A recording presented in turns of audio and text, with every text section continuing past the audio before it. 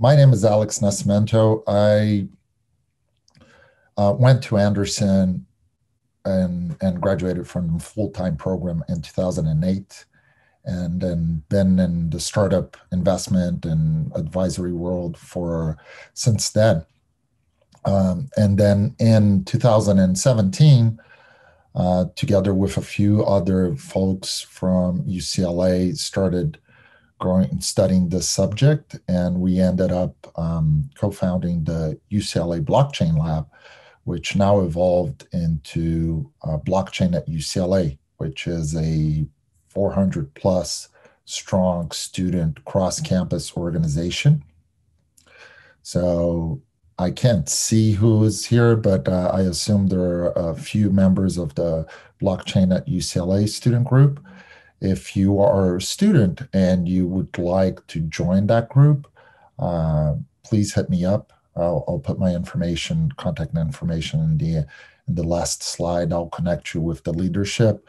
It's a fantastic group, and it's growing, and they study all sorts of angles involving blockchain technology, all the way from legal, the business side, tech development, and so forth. All right. I think we got stabled at 135 people, so this is super exciting. So let's start. So I'm here today to speak with you guys a little bit about what's one of the most hot trends right now in blockchain. We've got about an hour for this conversation, so I'll try to make the presentation about 30, 40 minutes and then leave 20 minutes for Q&A. But I welcome you to the discussion. There is a Slido. I'm looking here at the other monitor in my office. We have a Slido chat where you can join. In the email, there is a link to Slido. The code is #NFT, and you can put your questions there. And as we progress through the presentation, I will address those questions, and in the Q&A, we can do all of them. Please don't use the chat for Zoom because we're using Slido for all the questions. So 147 people, super. All right, so we're gonna talk today a little bit about NFTs and how they've become this super hot trend in the blockchain space. Hope you guys see my slide. So like I said in the beginning, my name is Alex Nascimento. I am a full-time MBA graduate from the Anderson School in 2008. I've been teaching at UCLA different strategy courses involving digital marketing, investment, startups for a little bit over a decade, and then co-founded the UCLA Blockchain Lab, which now became Blockchain at UCLA. And our focus here at UCLA is a little bit about education, community building, research and development. My focus of my research is on blockchain business applications and security tokens, which the security token is a regulated token offering, making sure it's fully regulated by the SEC or any other governing body, depending on where you're issuing that token. Aside from my educational hat, I am a managing director of 7cc Blockchain Investments and wrote this book, The SDO Financial Revolution, which I'll give everyone here a free code to download it. If you want to go on Amazon and purchase it, it's about $1, and the money goes back to Blockchain at UCLA. So a little bit of our agenda here today. We're going to talk about the idea of decentralization, just for some people who are new to this concept. Smart contracts, which in my opinion were the key turning point of how blockchain became so popular in 2016 and forward. The difference between ICOs and STOs. What is an NFT? How NFTs work? How do you create an NFT? Some of the most prominent NFT platforms, some case studies. There are hundreds of case studies. I just selected a few that I think are interesting. And what is the future of NFT in my views? Right. Again, if you have a question about anything, Don't feel shy. Just go on Slido, post that question, and I'll address it. So, okay, so the idea of decentralization is a conceptual idea that has been around for a while, right? If we look here, most of the databases that are accustomed to are centralized databases. And you can see here on the left side of the slide that all the points of information connect at one central location. And then you have this new idea of a decentralized database where all the different points interconnect. So the idea here is that not one single point or not one single server has all the information. Everyone has a copy of the database.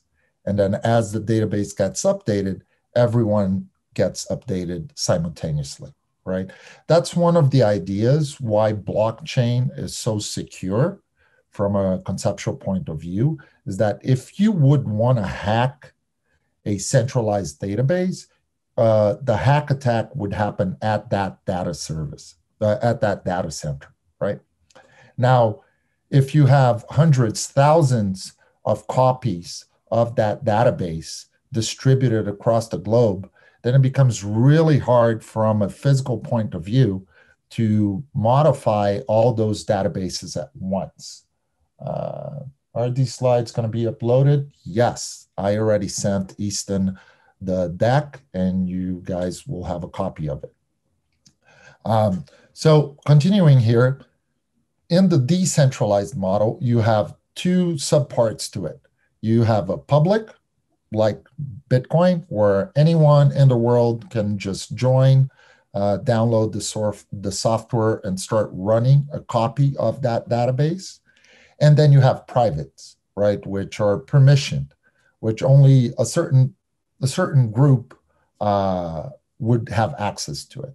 And you can see why some corporations or some entities, some organizations might choose one versus choosing the other, right? If you're a bank, you don't want everyone to know the information. Maybe you're a conglomerate of companies. You want to share the information among yourselves and among your clients. You want to distribute who has access to what. So you would use a private one, which would have permissions, different levels of permissions of what information each party can see. If you want to run something completely open source, like the Bitcoin blockchain, you would use a distributed public ledger, right? And that's a little bit about what you probably heard about, DLTs. Those are distributed ledger technologies. And blockchain is a subsection of a DLT. Let me address a few questions here. Tony, do you foresee being regulated in the future? If so, to what level? I would say, Tony, that like the internet, we'll probably see some parts of it being regulated and some parts of it still running at the forefront of regulation. Just like anything in tech, innovation is always ahead of regulators because you need to innovate to break the mold, and then for the regulator to build a framework on how to regulate that new innovation. We have another question here. Does the UCLA Blockchain Group has an advisory board that can help advise a blockchain business application commercializing NFT concepts?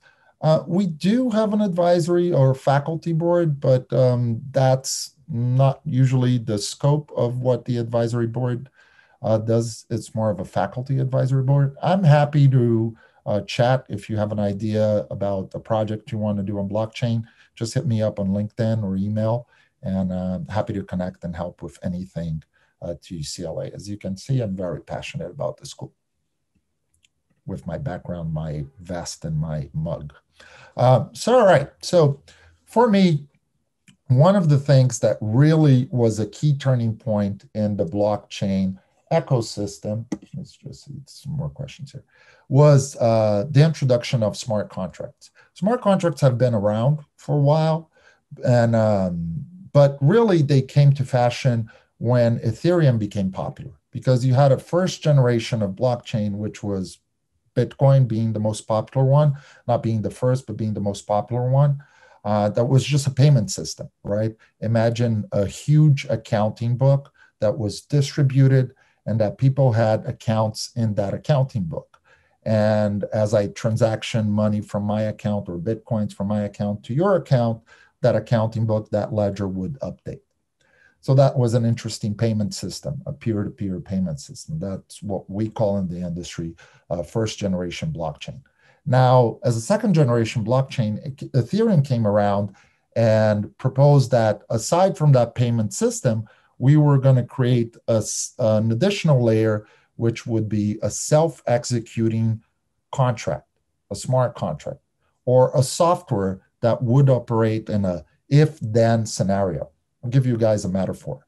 If Alex cooks a really good barbecue in the alumni weekend, everybody is going to contribute to the blockchain at UCLA student group, right? That's an if-then. And then if I get 50% more votes, that could also be coded in the smart contract, that would release the proceeds to the student group, right? So that's an if-then scenario. You can make that if-then scenario very complex or very simple. But the ability to link a software auto-executing contract to a payment system was what really brought blockchain to its second generation evolution and became a technology worth being adopted by large corporations, institutions like Walmart or banks or any other type of those examples. We have another question here. Is private networks similar to regulated networks because you prevent access to someone? I would say that it's similar, but it's not the same. A private network could be just us here, right? Private for UCLA alumni and students, not necessarily regulated. Obviously, it will have a regulating body because someone or some part of the entity will have to decide what kind of level of information each of those members of a private blockchain network would have access to.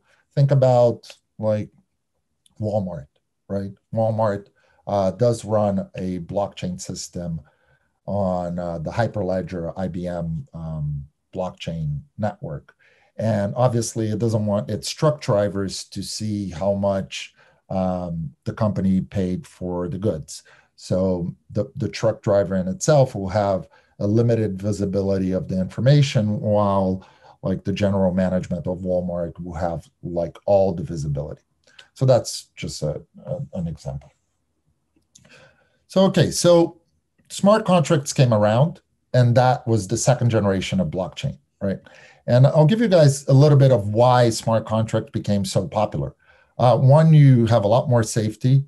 It's more secure because it's secure by a blockchain technology, which is what I was explaining regarding it being distributed and being much harder for you to hack or modify that or tamper that database, right?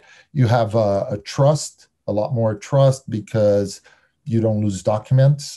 Documents are registered, encrypted, and stored in this distributed ledger.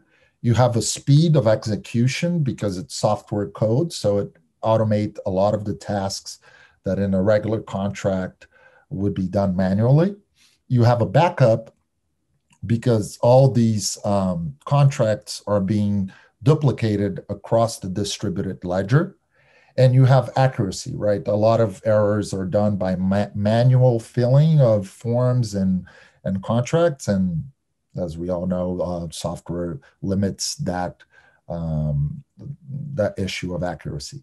And then you have savings, right? Also, because you're eliminating a middleman or a quasi lawyer or some person who's operating the back office of these contracts. We have another question here. Attendees, I have an NFT project to launch to consider a robot. I need help. Okay. Tony Crisp is asking for help from the network. You guys could probably connect. So now we have these smart contracts, right? And what we saw in 2017 through early 2018, an issuance of tokens. And tokens is an umbrella for any document registration or contract registration on a blockchain. So think about tokens being an umbrella of any kind of file on a blockchain. And then underneath a token, you could have a utility token, you could have a security token, you could have an NFT token, and you could have other variations of tokens. Now, there is another one that people are discussing called the DTO, debt token offering. It's kind of like a bond registered on a blockchain. So I like this slide, and I like to present the slide everywhere I go because it's very important here to make this distinction, right? In early 2018, the SEC dropped the hammer on the industry, and this is my view of what started crypto winter, was because the SEC, which regulates about 40% of the world's trade, not because it's an international organization, but because 40% of the world's bonds and equity trades happens in the US, came out and disclosed that every token offering needed to be regulated. So here we draw a line in the sand of what is a utility token and what is a security token, right? A utility token would be a token that does not need to be regulated by a securities commission in any of the across the globe, right? The utility token should just give you access to something, while a security token should be a fully regulated token and reflecting any kind of investment contract. So the best way of seeing what is a security token is this an investment contract? Is someone giving me money with the hopes that it will grow that money, right? In any way or fashion. If it's a representation of any type, and I repeat that, any type of investment contract, then it should be regulated and it should be a security token. And that's the focus of my research at UCLA. So a utility token, I like to think about it, if people here are old enough to remember Disney dollars, right? They give you access to go to Disney and ride the roller coaster and buy an ice cream, and they really don't have an investment profile, or they accrue interests or give you a dividend or any such thing of that nature. They just give you access. It's kind of like a pass to a swimming pool, right? You just access the swimming pool. While a security token is anything that would resemble an investment contract, which in our metaphor here would be a Disney stock, right? Back in the days, you would receive these Walt Disney receipts of ownership of a stock. I have white hair enough that I actually received one of this when I was younger, and that's why I like this metaphor here. So very important distinction, right? Let's see if we have another question here. Nope, we continue. So now let's go, now that you guys, everyone here that might have not been familiar with this basic concepts of blockchain, now we have a new type of token, which is an NFT, which is considered a non-fungible token, right? What is a non-fungible token?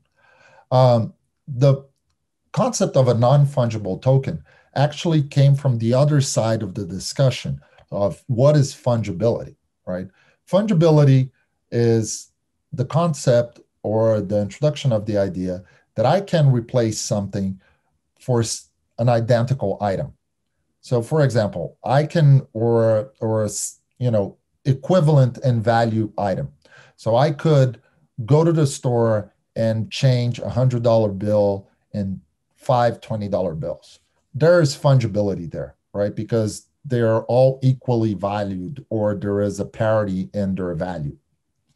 Now, non-fungible is completely the opposite. It's what is unique. It does not have a similar value or a counterpart value, right? And here's a couple of different examples. So, point systems in your miles program is fungible. The coins in your wallet are fungible. the money in your bank account is fungible.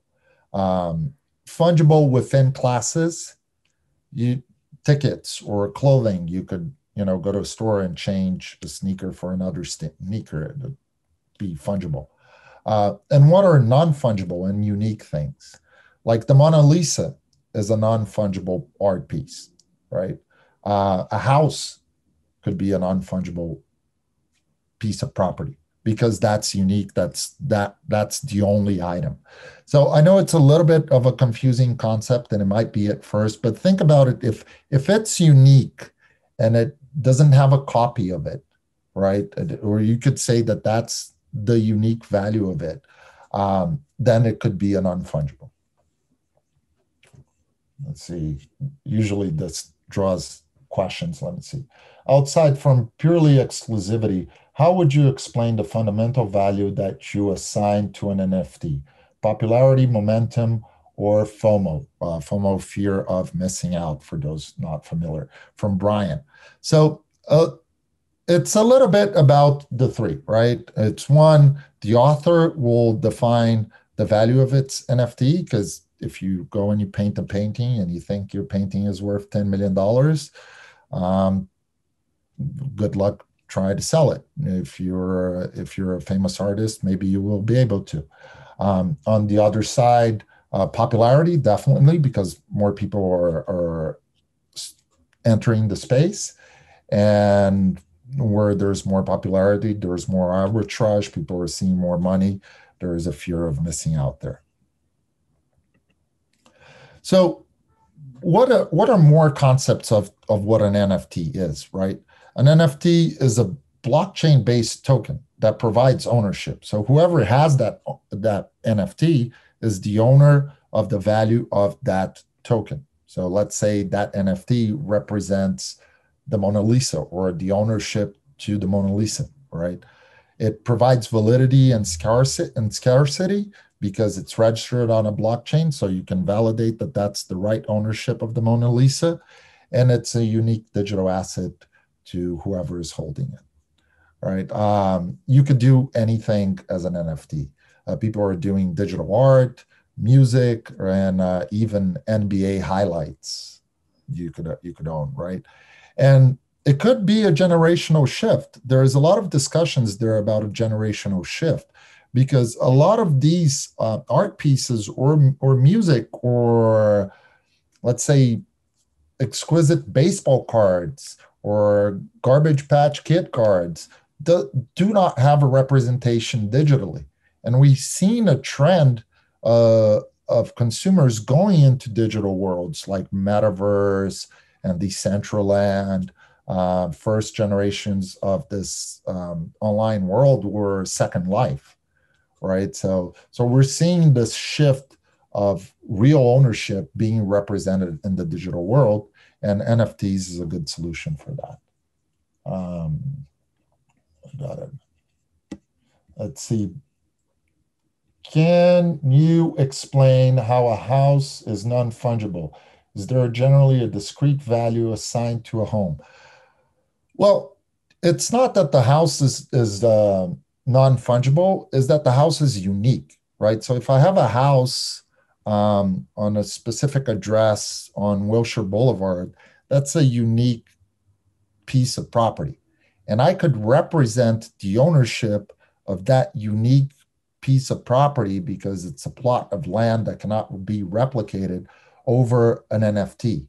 And that NFT would be the representation of ownership of the house, kind of like the deed of the house, right?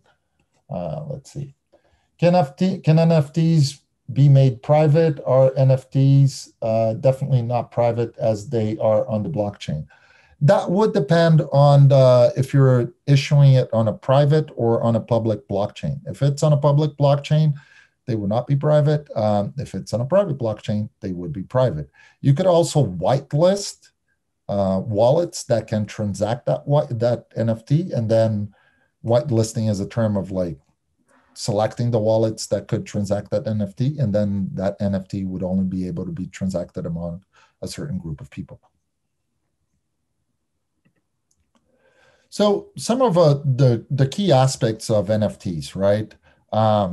It's a digital asset. It gives ownership to and management possession. Like if I own that NFT, it's kind of bear shares, right? I can do whatever I want with it, and it changes the dynamic between users and developers, right? How are developers developing NFTs and how users are acquiring and collecting them. So a couple of different things here: immutability and scarcity, like we mentioned. Smart contracts allow you to put hard caps, allow you to set up limits on how many, let's say, songs or um, copies of songs. I don't want to use the word copy because it will confuse people, but um, series of songs, like CDs, like we used to have, and enforce these properties that cannot be modified because these smart contracts could be immutable. All right.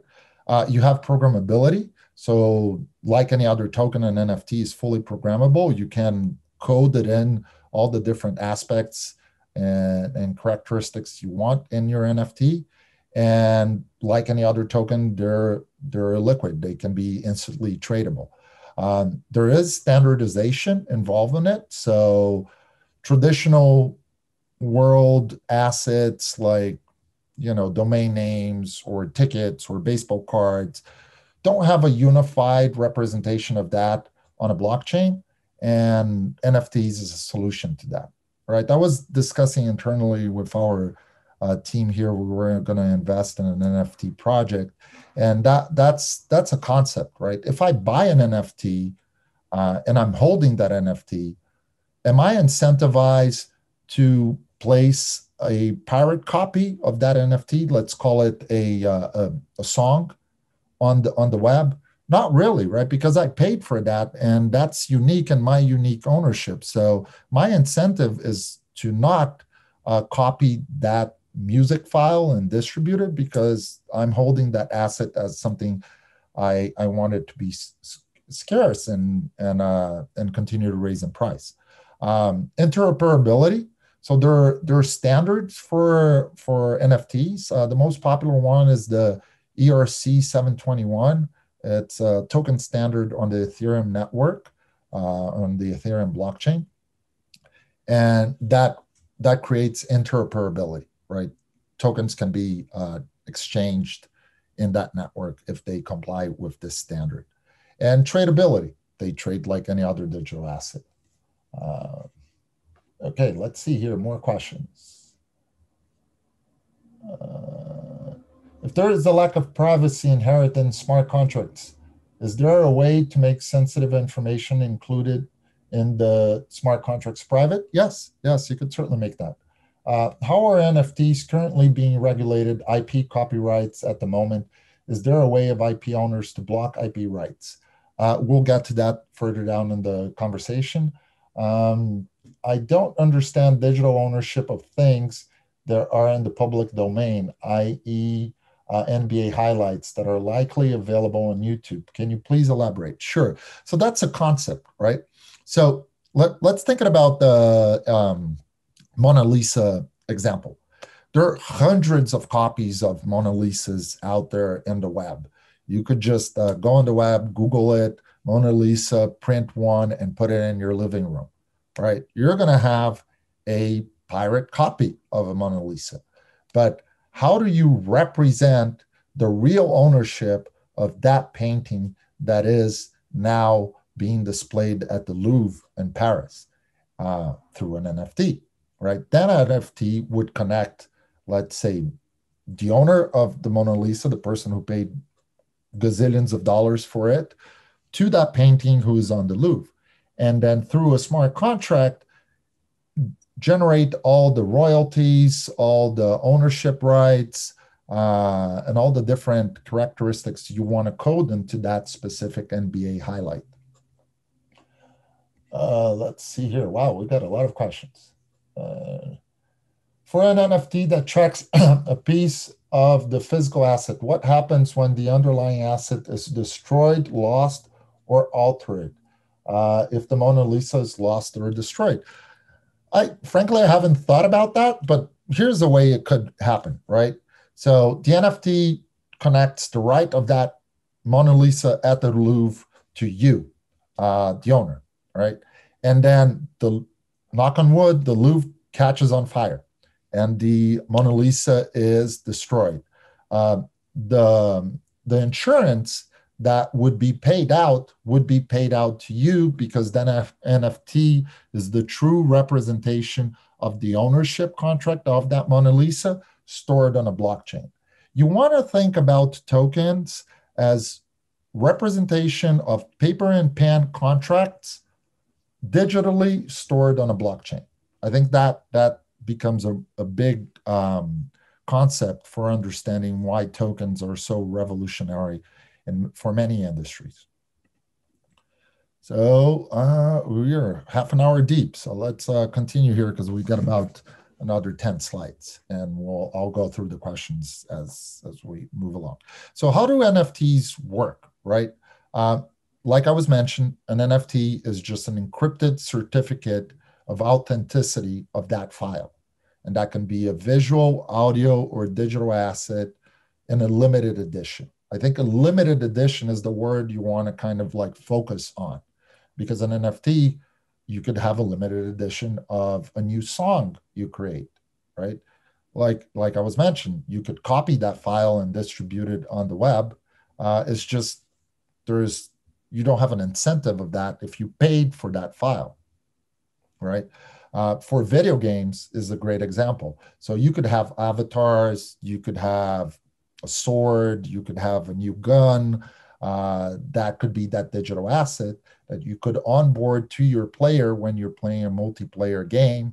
And then when you're tired of that gun, you can just resell it because it's a unique limited item attached to an NFT token.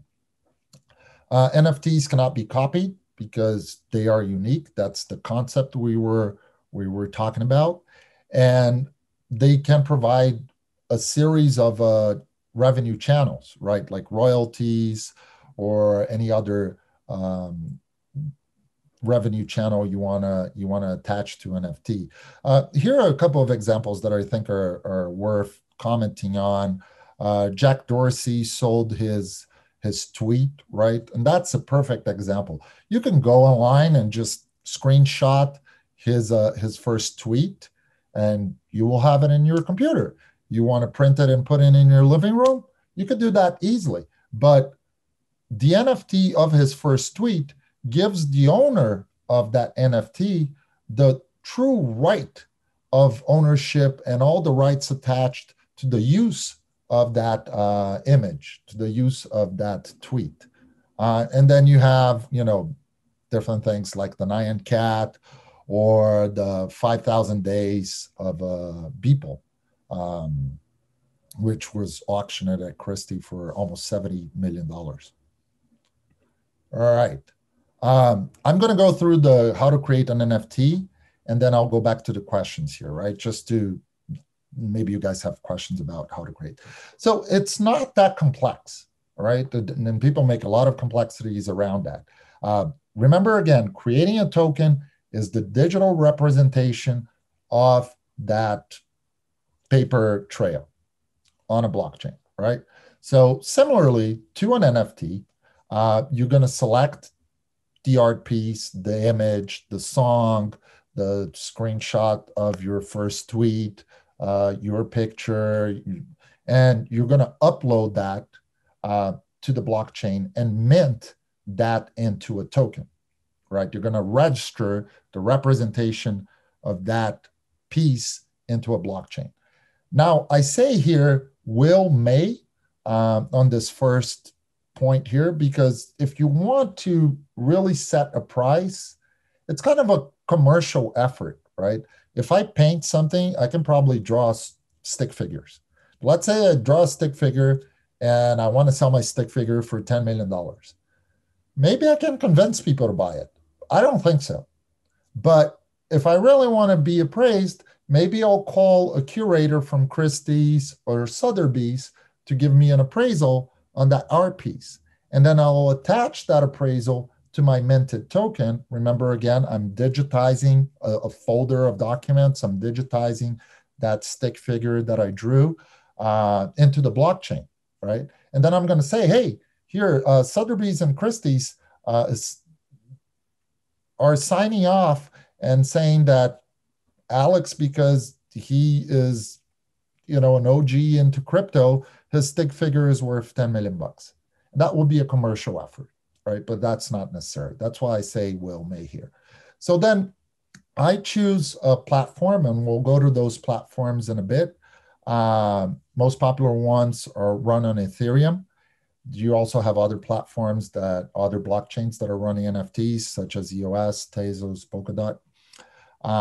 And you upload the image, and you upload the documents, and you upload the code that related to that NFT, right? Then some of these platforms are OpenSea, Rarible, Mintable. And like I was mentioning, the most common token protocol is the ERC 721, Ethereum Request for Comment 721.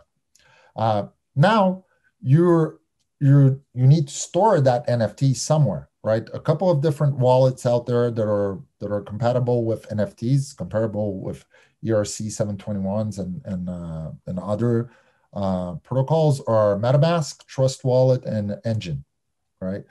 And you connect to your wallet, you upload your image, your audio, your GIF file, the picture of Alex's stick figure painting, and you mint the piece into the blockchain. You're creating a digital representation of that piece on the blockchain. And as soon as the token is minted, keep in mind that you will need Ether to pay for the computational power to mint that token, or to register it on the blockchain.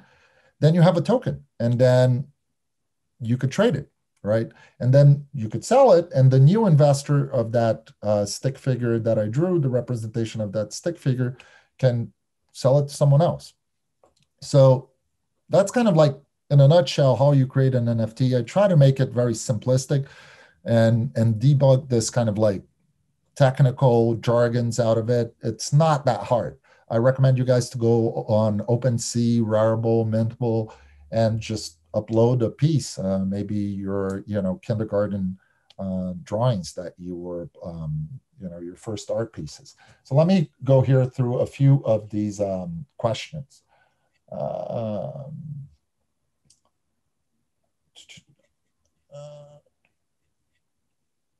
I keep hearing that NFTs space is open, but I don't see many women or people of color. Would love to hear your thoughts. What makes an NFT space inclusive? I don't know. That's not something I would be able to comment on. Currently, NBA's Top Shot is partnered with the NBA. If that partnership ends, would the value of the NFT decrease? From a commercial point of view, I think it would, but it's all about the community behind those pieces, right? So one example that I tend to use from the beginnings, when I was trying to explain people in UCLA corporate educations or our course at UCLA, what is the value of an NFT or any other cryptocurrency? Is the community behind it? What is the value of a Picasso? Is the community behind the Picasso paintings and the Picasso networks that are transacting these paintings across the world? You might think a Picasso is worth millions of dollars. I might think it's not. It's just a matter of a commercial supply and demand dynamic. Is it fair to say that there is an NFT bubble at the moment? What are some good examples of NFT utilities, non-investments that fall into the notion of the bubble? That's a very good point. I would say that one of the things that is driving the NFT market at the moment is that an NFT under the SEC ruling is considered a collectible, right? Now, how is that going to be seen by the SEC in the future? I don't know. That's a question for the SEC. I'm not capable of commenting on that. But because it's a collectible, then it's not a security. And then because it's not a security, it's having all this attention that people are trading it freely. Are these slides going to be uploaded? Yes, they are. Easton team already has them. Do you foresee blockchain being regulated in the future? If so, to what level? I think that question was already asked. I think just like anything on the internet, parts of it will, parts of it won't. Does blockchain, I think some of these questions are being, or maybe I'm just missing the last ones here, sorry. Got a couple of questions from Shu. How do you own a digital token for an item like an NBA highlight? If ESPN, we already answered this. Can NFT be killed privacy in the music industry? Okay, this is a good question from Shirish. Can NFT be used to kill piracy in the music industry, or music albums semi-fungible? Like I was mentioning, I don't think it will kill piracy, but it would certainly limit it, right? Because if I bought something with a limited edition, what are my incentives to replicate it? Very little. Okay, more. I'm understanding NFTs as digital contracts that can pretty much replace paper contracts out of there, such as a home title or a patient doctor. Is that true? I would say NFTs is a more elegant solution to unique documents. Yes. Anonymous here, are these NFTs are traded and sold? Are there concerns of the blockchain requiring too much energy to be maintained at an affordable price? Yes, those are discussions in the industry today. As you guys may know, Ethereum is the most prominent blockchain where most tokens are being traded. And it's going through an update for the Ethereum 2.0 to reduce fees and reduce cost of energy inputs. Isn't the NFT media itself still stored on a centralized server storage like AWS S3, or it's only metadata itself minted on the chain? It's the concept of any other ERC20 token, right? It's minted on the Ethereum blockchain and it's decentralized.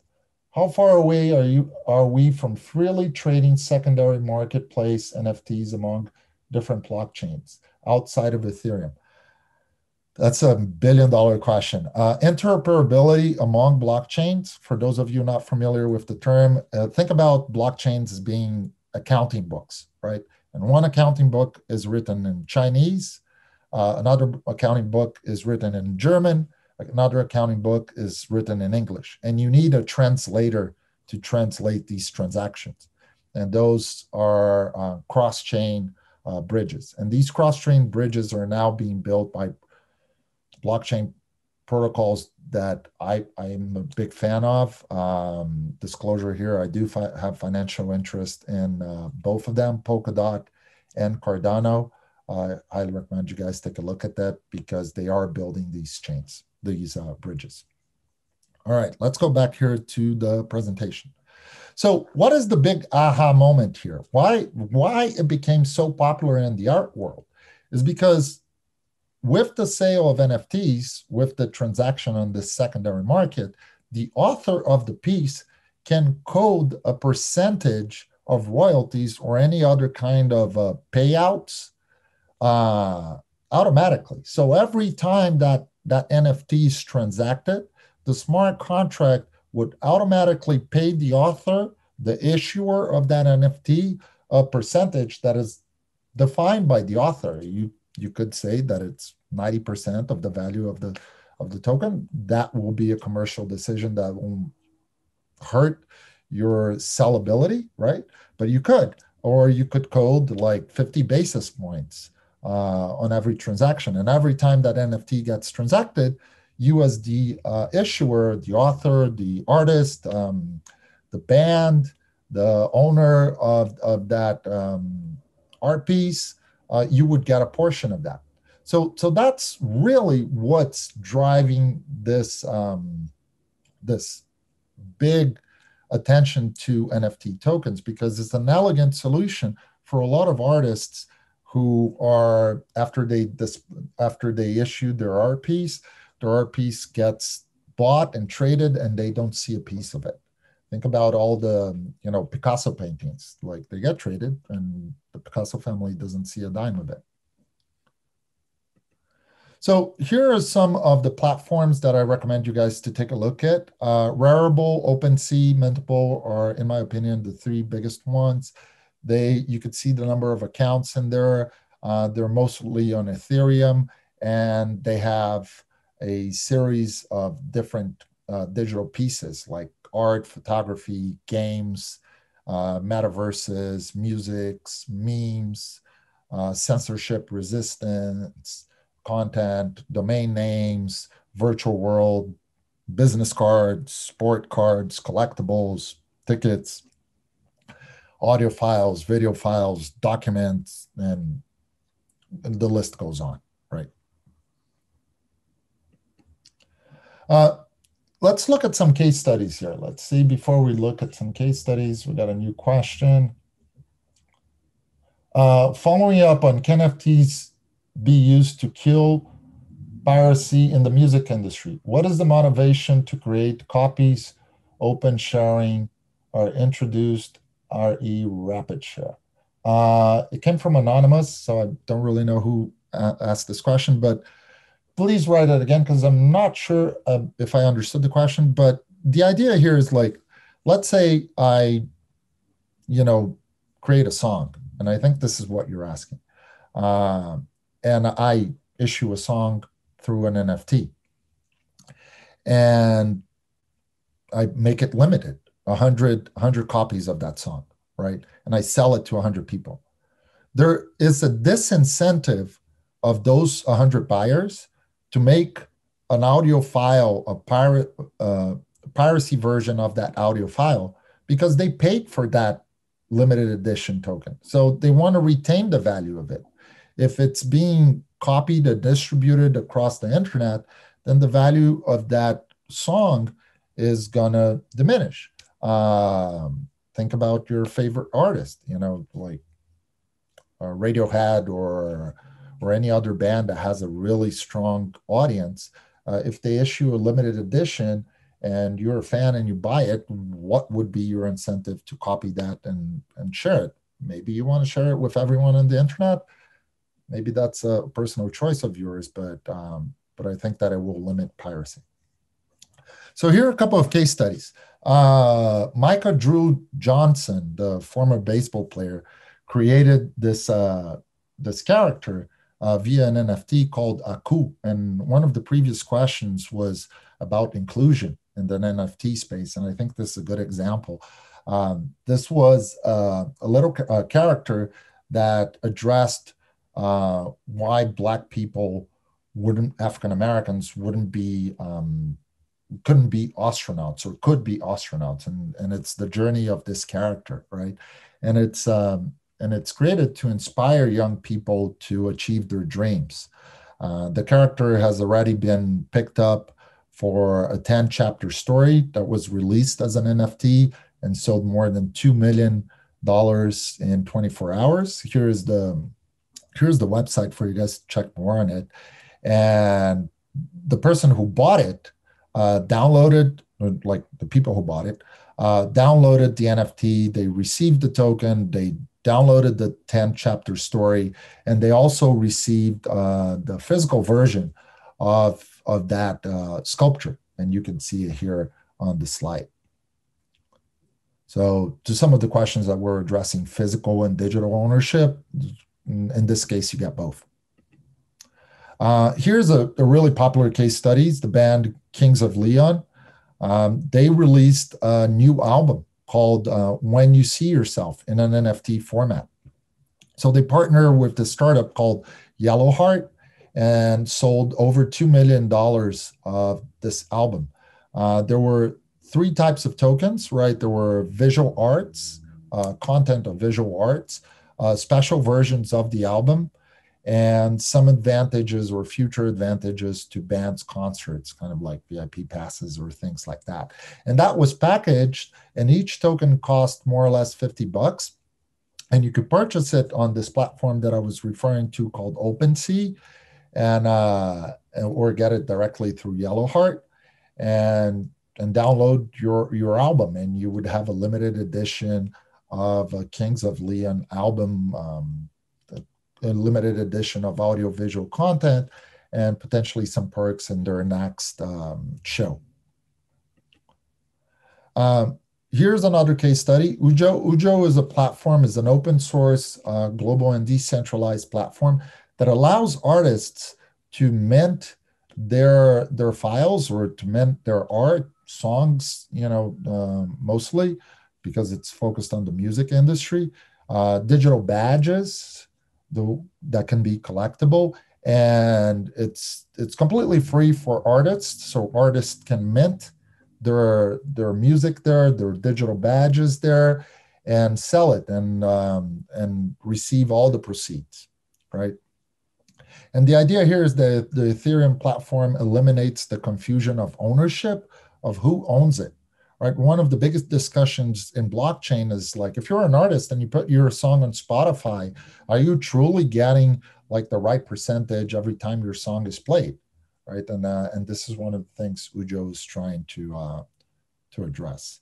Another area that's being disrupted by NFTs are sports. Right, Pele, the famous soccer player, launched a digital card collection to raise money for his charity, and he reached over $750,000. In the sale of that proceed.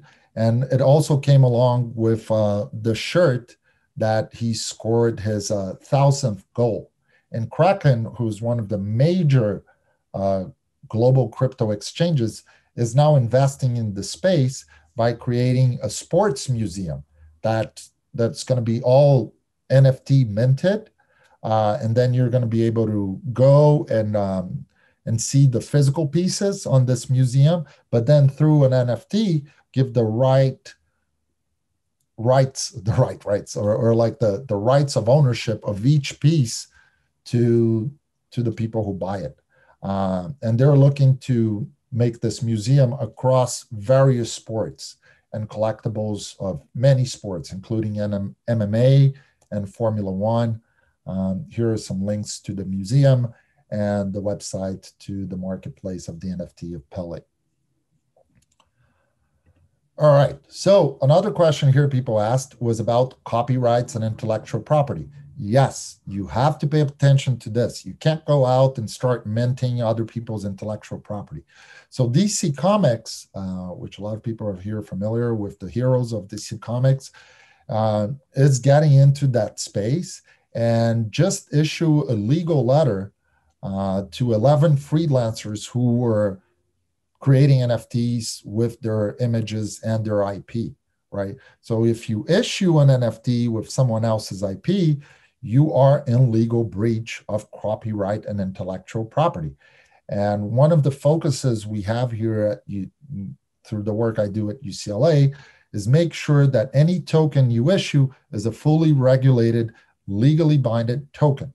So make sure you're not going into that area of minting other people's intellectual property, because that can bring a lot of troubles for you. DC Comics, which is a subsidiary of Warner Brothers, and is now looking at that space. So be aware. What is the future of NFTs, right? The future of NFTs, in my opinion, is that it's going to go into this collectible space and gradually growing online into that different variations of what's considered a collectible or what's considered a unique piece, right? And I'll give you guys a couple of examples here. Binance, the largest crypto exchange in the world, are going to issue holiday collectibles. And Microsoft released the Azure Heroes, which are contributors to the Azure ecosystem. My friends from Bad Crypto Podcast, if you're not familiar with them, shout out to those guys. They're really engaging and interesting. I would highly recommend you guys check out their podcast. It's Bad Crypto Podcast. They released a card collection of blockchain OGs or blockchain heroes, and completely sold out of it, right? There is also markets for event tickets, which are projected to hit 68 billion in 2025. All these event tickets could be NFTs. They could be unique tickets, right? Which would significantly decrease counterfeiting of tickets for events and things like that. And also in the e-commerce business, a lot of people forget about the utilization of NFTs in the e-commerce business, because if I'm making that Louis Vuitton bag a unique bag attached to an NFT, I can track the data of previously purchased and future purchases of that bag and transactions. And that data tracking was not previously possible. So I see a great, bright future for NFTs, and I think it's a very elegant solution to representation of unique items on the blockchain. Now, as I mentioned, if you're interested in knowing more about regulated token offerings and issuing any kind of token on a blockchain that is fully regulated and within the boundaries of the law, I highly recommend you guys download our book. Here's where you could download it. You could download it for free if you use the promo code STO-book-UCLA NFT. If you want to support us on Amazon, the book on Amazon, the digital copy is about $1. You could also get a paper copy, and the proceeds go to the UCLA Blockchain Student Group. So aside from that, I have another gift for you guys. I'm going to be attending these two conferences and speaking here in Dubai. Bitcoin Miami is probably the most important conference in the ecosystem post-pandemic. I have huge discounts for both conferences. Hit me up on LinkedIn, and I'm happy to share those links with you if you want to attend either the Dubai conference or the Miami conference. Here's my information. This slide is going to be uploaded, and let's maybe answer a few more questions as we get to the end of this presentation, and I hope you guys enjoyed it. Okay, popular. Top shop virtual trading cards for sports and other IPs. So let's do recent, or maybe popular. What are your thoughts on NBA Top Shots as the concept of virtual trading cards for sports and other IP? I think if you're going to digitize sports trading cards, I think it's massive, because there's already a culture of collecting and trading cards. And if you can interconnect everybody that's into that space over the internet and provide true ownership of those cards, I think it's a massive opportunity. NFT that tracks physical assets. Okay, we already answered that. Let's go on recent. Can an owner of an album track where all his albums is uploaded and downloaded using an NFT? Can the smart token technology delete unauthorized copies? That's a good tech question. I don't think you could delete from a software development point of view unauthorized copies, but maybe in the near future, you could put a script of a code that would track every time that that file gets copied, and by some fashion of innovation of technology, delete that file automatically as soon as it's copied. How can one verify the true ownership of the underlying asset of an NFT? Good question. So remember that an NFT is the representation of a file on a paper file. Think about it as a paper file, right? So if I have a document from the Louvre Museum in Paris that says Alex Nascimento is the owner of this Mona Lisa. Thank you, Alex, for donating it to the museum. All the rights of royalties and use of this image should be paid to you. That document is going to be uploaded into my NFT token so that it proves that I'm the righteousness and rightful owner of that Mona Lisa. All right, so, okay. What else? What are your thoughts on the environmental impacts of blockchain mining? That's an interesting conversation for another time. We're actually working on a product that will pair Bitcoin with carbon credits to offset the carbon footprint of Bitcoin. But I rest you assured that there's a lot to be said about the use of energy in Bitcoin mining and other blockchains. But if you really look at the numbers, it's basis points of energy that's usually thrown away because they are energy that's being produced at remote locations across the world. So my personal opinion is that there is a lot of talk surrounding it, but true data points that it's not that big of a footprint. But nevertheless, we as a firm, we are working on a product that will offset Bitcoin carbon credits. And if you're interested in that, please hit me up and I'm happy to share. Is it possible for collectors to make transactions outside the blockchain, like send a wire and making zero transfers network circumventing royalties? I think you could if you're just like trading the physical asset, but then you're breaking the chain, right? And then what is the reason for you purchasing an NFT?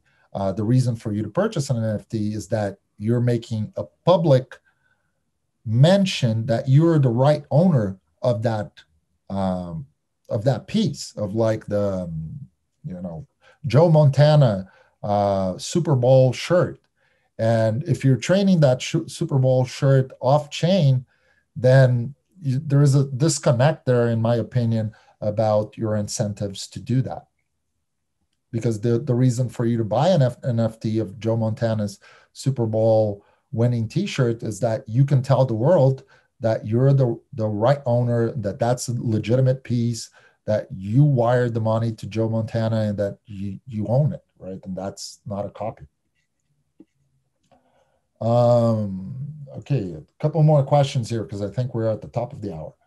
Following up, can NFTs, I think this was, do recent again. What would you say is the biggest barrier right now for preventing large companies, big tech, entertainment media to jump into the NFT blockchain development, tech, HR? Brian, great question. I don't think there's any barriers. I think it's zero barriers. On one of the previous slides, I presented to you guys that DC Comics from Warner Brothers and AT&T Media is issuing letters for people that are minting IP images of their DC heroes. And they already went public saying that they're going to enter that space. So if you think about a music label or a film studio, it's very much likely that they will be entering that space very, very soon.